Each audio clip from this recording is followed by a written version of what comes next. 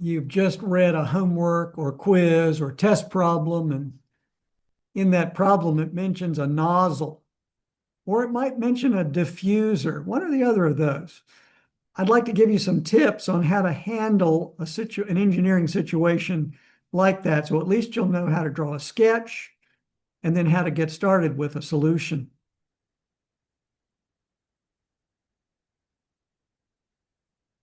So although this video is entitled Nozzles, the same fundamentals apply to a diffuser, and you're going to see how come here in just a second.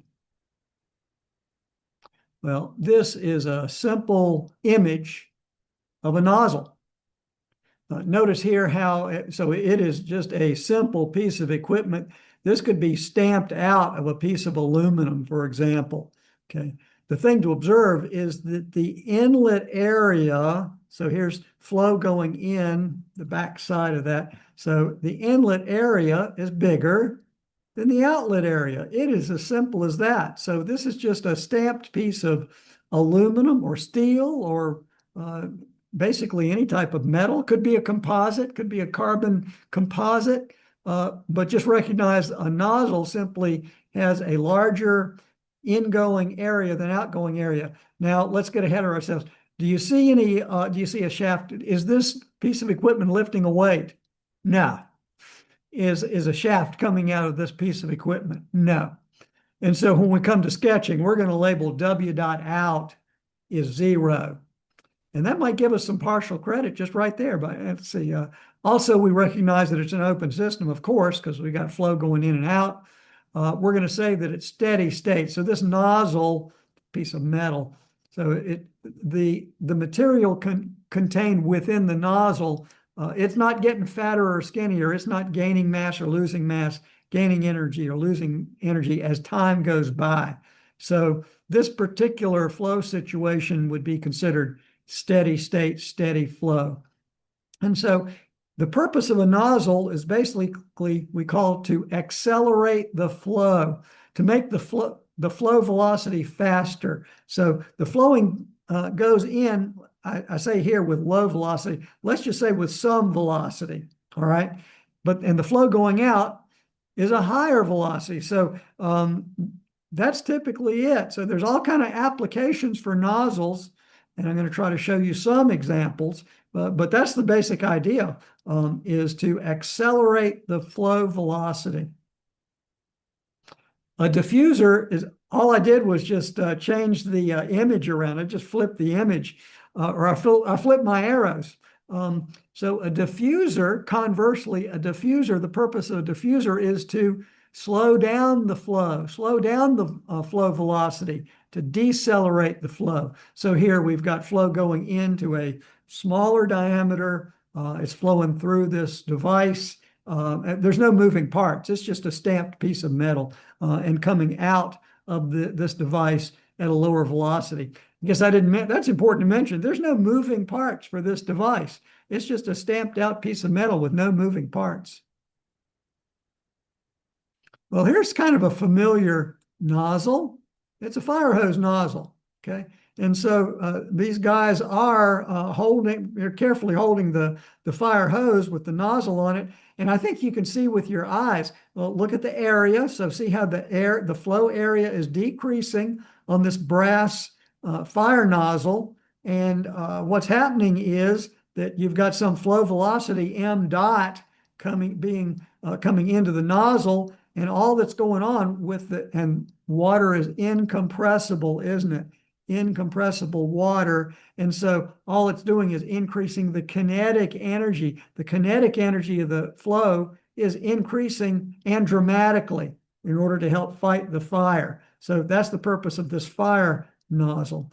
Now, another thing, I'm not getting off track, but let's look at this as an example. How would you characterize the heat transfer into or out of this fire hose nozzle? Wouldn't you typically say that for this particular application, there's no heat transfer because there's just plain old water about at room temperature, and the surroundings are at room temperature, so heat transfer is not involved in this particular application. Similarly, you can also clearly see that this nozzle is not lifting a weight, no shaft coming out. Here's something a little more exciting. This is a Sidewinder missile rocket nozzle. So a Sidewinder missile is an air-to-air missile shown here as it's being launched from a jet. Okay, here's what a Sidewinder missile looks like up on the preparation rack. And this is an actual image of a Sidewinder missile nozzle that one of my classmates gave me to be able to show and tell. And so here, let me pull my picture down. So here, this is the inside view. You can see that if you measured the inlet area of this brass rocket nozzle, it's greater than the exit area here. And you may ask, well, how come it's converging down to a throat and then diverging some, even though this diameter is smaller than this diameter? And the answer is this is what we need to do when we accelerate the flow beyond the speed of sound. And so this is a supersonic rocket. Okay, it travels at supersonic speeds, and so we need the exit velocity of this rocket nozzle to be far, far above the speed of sound. So anyway, that's why it's converging, diverging.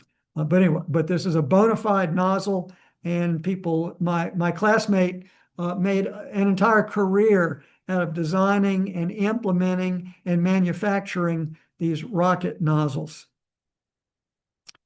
This is a carbon composite version of a Hellfire rocket nozzle. So a Hellfire missile is an air-to-ground missile. So you can see it. I got to move my picture here. So here's a Hellfire missile being launched from I think from a helicopter, but you can see, and my classmate gave me this carbon fiber rocket nozzle as well. And so here it's easier to see. Here's the inlet area of the rocket nozzle, and here's the smaller outlet area, also with the converging, diverging feature, because this missile will go supersonic. We need a supersonic velocity at the outlet for this missile to operate. So now let's look at it. What would our sketch look like, and what would our sketch look like, and what are the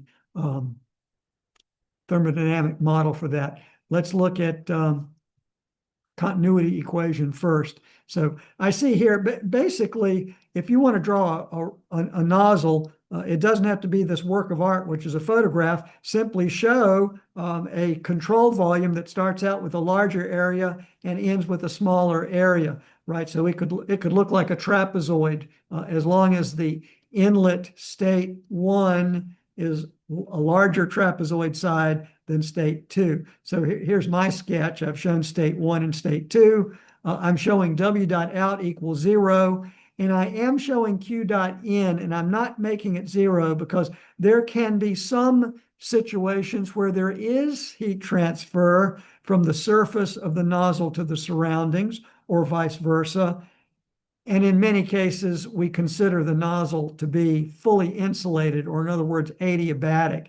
In that case, Qn would be 0. But now we've got the tried and true continuity equation. The mass flow rate is a constant at the inlet and the outlet. So we've got m dot 1 equals m dot 2. We'll call it m dot. And so m dot is rho 1 A1 V1 equals rho 2 A2 V2. Or similarly, the volumetric flow AV divided by the specific volume. So you get the idea that this is also then a study of given a number of variables, you're always asked to find a third unknown variable. Now let's write down the first law for a nozzle. I've repeated my same sketch. And again, now let's say we've got steady state, steady flow, open system, one inlet, one outlet. And so off the top of my head, I can remember we got Q dot in minus W dot out. Those are the boundary phenomena. I've struck out W out because we're satisfied for this situation. There's no output power associated. Q dot in, sometimes 0, sometimes non-zero. right-hand side, m dot times the enthalpy change, kinetic energy change, and you can see that I've struck out potential energy change. So do you see in these cases, a nozzle, it's a small piece of equipment. You saw that a rocket nozzle you can hold in your hand. The fire hose nozzle you hold in your hand. And so there's no appreciable change in potential energy whatsoever. And so all you have to worry about for these nozzle situations is change in enthalpy, outlet minus inlet, and change in kinetic energy, V squared over 2 outlet minus inlet. Now, I think I'm going off script a little bit. What if this is an adiabatic nozzle? What if Q dot N is 0? Do you see that you can divide both sides by m dot to eliminate the m dot, to not even worry about what m dot is, to show that there's an interplay between H2 and V2 squared over 2. That would be the outlet kinetic energy and enthalpy exactly equals the inlet kinetic energy and enthalpy. And so that's an important observation, is that when you have an adiabatic nozzle, Q dot equals 0, you can really simplify this statement of the first law and really do some engineering problem solving, recognizing that there's a balance between enthalpy change and kinetic energy change. Again, I wouldn't write the formula down because you can derive this quickly from what you have in your head for an open system, steady state, steady flow, one inlet and one outlet. If you're interested in a little more information about nozzles and diffusers, I've got another video in my example problems open systems playlist called Nozzles and Diffusers. And that's it. I hope that I've covered at least the basics of how you can deal with nozzles and or diffusers, but basically nozzles. The fundamentals are the same. But do you see that a nozzle is a very simple piece of equipment? No moving parts. For a nozzle, the inlet area is a larger value than the outlet area, and the purpose is to accelerate the flow. Open system, steady state, steady flow. Hope that helps.